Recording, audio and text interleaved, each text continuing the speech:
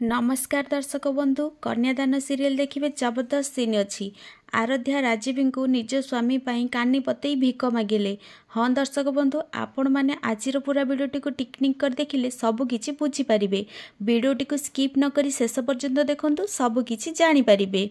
एवं दर्शक बंधु आपण मान प्रिय सीरियल कन्यादान सीरियल देखा पाइबे जे आराध्या घर को आसी आराध्या को घरे देखी राजीव खुशी होइजिबे। आराध्या सहित बहुत भल भाव कथा भी हेबे। तापर आराध्या माँ हवा कथा राजीव को कहिबे। तापर राजीव कहिबे तमे माँ हेउ नथिलो बोली तुमको तुम सासू केते कथा कहिथिले ना से दिन आउ तमे एबे माँ हेबाकू जाउछ एकथा जानी तांको गालरे किए गोटे शक्त चापुड़ा मारिथिबो। सतर आराध्या तमे माँ हवा कथा सुनी मु बहुत खुशी। तापर आराध्या कही कांदिकी कहिबे राजीव को तमे तम शाली पाई एते जदि खुशी होज ताहले तम सड़ू प्रति एते राग काहींकी मो स्वामी सह तमर एते शत्रुता काहींकी।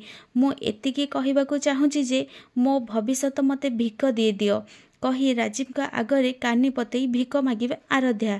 एबे दर्शक बंधु कन्यादान सीरियल कौन आराध्यांकर कथा सुनी राजीव तांको स्वामी अर्जुन को क्षमा करदेबे कि नाही कमेंट रे जणांतु। आज संध्या 6:30 रे देखंतु कन्यादान।